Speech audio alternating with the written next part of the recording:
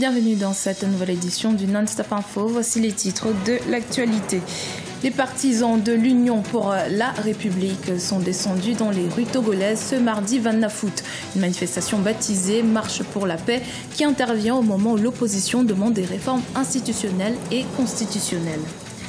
La coopération tchado-tunisienne en marche en témoigne la signature de plusieurs accords de partenariat dans le domaine de l'enseignement. Objectif, offrir une meilleure formation aux étudiants tchadiens. Et puis Afreximbank, plus que jamais engagé dans la stimulation du flux des échanges intra-africains. Plus 50% dans les exportations d'ici à 2021. C'est l'objectif que s'est fixé la Banque africaine d'import-export.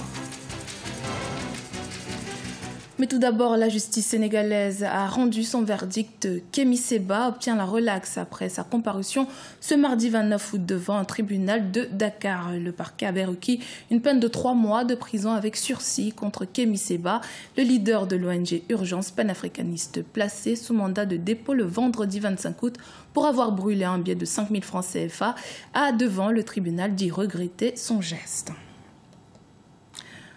Au Togo, Unir, le parti au pouvoir, avait appelé ses partisans à manifester mardi 28 août. Des manifestations du parti au pouvoir que de nombreux Togolais qualifient de démonstration de force en réponse à la récente mobilisation du Parti national panafricain. Reportage de notre correspondante Aimé Fakofi. Le parti au pouvoir, Union pour la République, dans les rues de Lomé ce 29 août 2017.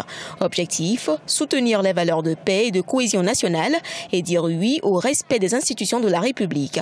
Des valeurs mises à mal par une frange de la classe politique, selon les premiers responsables du parti Unir. Ils sont des milliers à investir les rues de la capitale togolaise pour le point de chute qui est la plage de Lomé, afin de vanter les mérites de la gouvernance du président Faure Gnassingbé, également président du parti Union pour la République.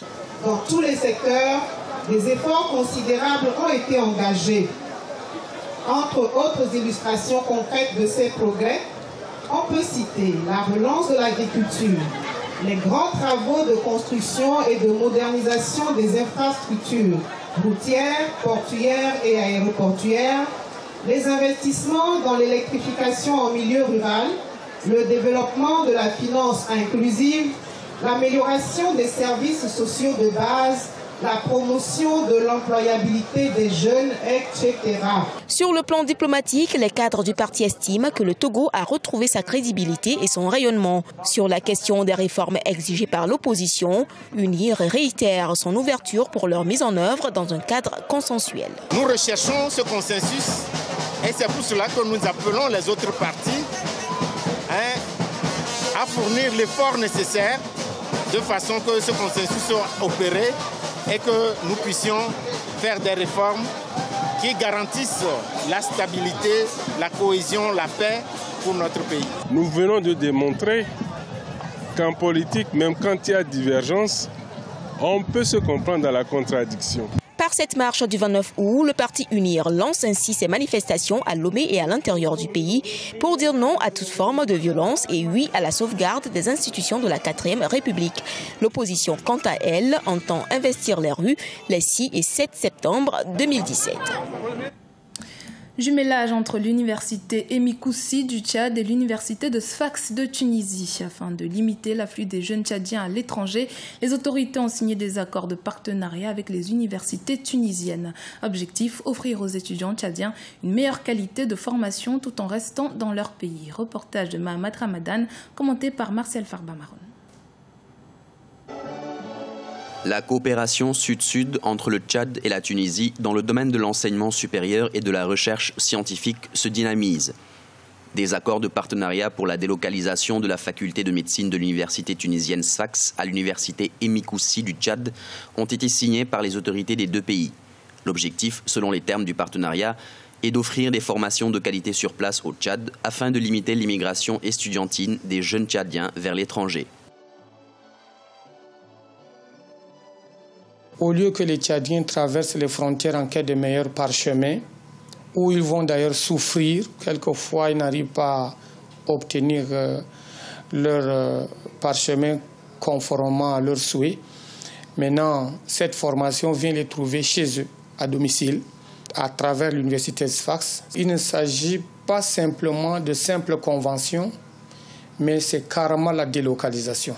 La première étape, c'était d'abord le partenariat et pour la mobilité des enseignants et d'étudiants. Ensuite, nous avons signé un partenariat de jumelage. Pour les autorités tchadiennes en charge de l'enseignement supérieur, l'apport académique et technique des enseignants-chercheurs tunisiens permettra de hausser le niveau des universités du pays. Mais le gouvernement a tout de même mis sur pied une commission chargée de veiller sur la qualité de formation dispensée dans les structures en partenariat avec les universités étrangères. La Commission nationale pour l'enseignement supérieur privé. Cette commission-là a pour mission de veiller à l'application des textes, c'est-à-dire à l'assurance qualité, au respect des programmes, des normes en vigueur, etc. Les structures qui sont déjà sur place comme Emouikoussi sont régulièrement inspectées. En plus, s'il y a une structure étrangère qui s'installe aussi, naturellement, cette commission-là doit veiller au respect des normes, de la qualité en vigueur. D'emblée, c'était un préalable que nos partenaires tunisiens ont accepté avant la signature de la Convention. Pour rappel, chaque année, environ 10 000 bacheliers tchadiens se font former dans les universités étrangères à cause des perturbations de grève dans les universités publiques du pays. Le commerce intra-africain, une priorité pour Afreximbank, la banque africaine d'import-export, souhaite que le commerce, qui ne représente pour l'heure que 15%, soit doublé d'ici à 2021. Afreximbank qui affiche par la même occasion sa volonté de devenir un établissement incontournable dans le commerce intracontinental. Deogracias Podo.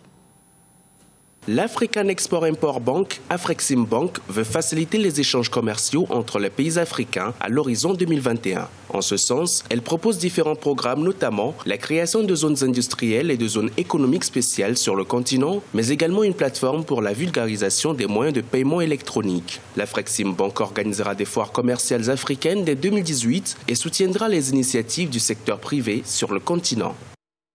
Notre objectif est que le commerce intra-africain connaisse une croissance d'au moins 50% d'ici à 2021. En Europe, 60% des importations et 51% des exportations sont intracontinentales contre 14% et 16% respectivement en Afrique. La Banque africaine d'import-export, Afreximbank, est une institution financière panafricaine multilatérale établie en 1993. Ses objectifs sont essentiellement de financer et d'assurer la promotion du commerce intérieur et extérieur de l'Afrique. Ces interventions auraient permis de générer jusqu'à 15 milliards de dollars de transactions commerciales à travers le continent. Un rythme qui pourrait s'accroître davantage vu les objectifs de décaissement de crédit que le conseil d'administration de la banque s'est fixé entre 2017 et 2021. Ceux-ci tablent sur 90 milliards de dollars de crédit aux entreprises, dont 25 milliards de dollars serviront d'appui financier au commerce intra-africain. Aujourd'hui, le constat est clair. L'Afrique n'arrive pas à commercer avec l'Afrique. Nous sommes dans une forme d'extraversion réelle de nos économies en Afrique, c'est-à-dire que nous produisons ce que nous ne consommons pas et nous consommons ce que nous ne produisons pas. Il faut que l'Afrique commence par disposer de ses propres usines de transformation de produits. Et les produits qui sortiraient de ces usines permettraient de rehausser le niveau des échanges entre les pays africains. En 2016, Afreximbank a doublé son portefeuille de prêts au secteur agricole, de l'énergie, des services, des métaux ou des transports sur le continent, qui sont passés de 3,48 milliards de dollars en 2013 à 8,29 milliards en 2016. L'institution compte bien maintenir son soutien à l'activité économique continentale. Elle ambitionne relever un triple défi, à savoir investir dans les infrastructures, augmenter les échanges commerciaux et disposer de meilleures capacités techniques et financières. En République du Congo, les déplacés du Poul à Brazzaville souhaitent retourner chez eux. Quelques 20 000 personnes qui ont fui leur village en raison d'une crise qui a éclaté en 2016 dans ce département. Les précisions dans ce reportage notre correspondant d'Eva Panson. Des centaines de ressortissants des villages du département du Poul se sont rassemblés devant le siège du premier arrondissement Makelekele et proposaient des alternatives face à la situation sécuritaire dans cette partie du pays. Face aux difficultés financières inhabituelles vécues par cette population habituée à produire ce qu'elle consomme, ces populations déplacées souhaitent retourner chez eux. On dort, c'est-à-dire par terre, on n'a pas de place à dormir, tout ça. Manger, c'est difficile. Je n'ai même pas mangé quelque chose. Nous voulons que la liberté vienne, que nous retournons chez nous.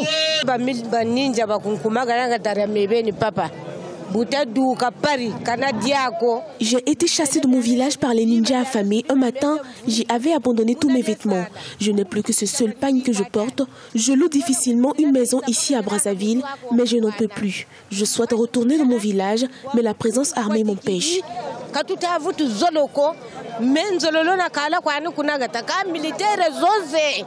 Le rassemblement organisé ce lundi 28 août 2017 à Brazzaville a servi de tribune aux déplacés du pôle afin d'exprimer leur désarroi face à la précarité dans laquelle ils vivent dans la capitale congolaise. Ils en appellent ainsi les pouvoirs publics à considérer leur situation de manque d'assistance à Brazzaville. Aujourd'hui, il a été très facile pour les gens de venir dire que nous voulons repartir chez nous. Parce que si on les garde ici à Brazzaville, c'est une souffrance.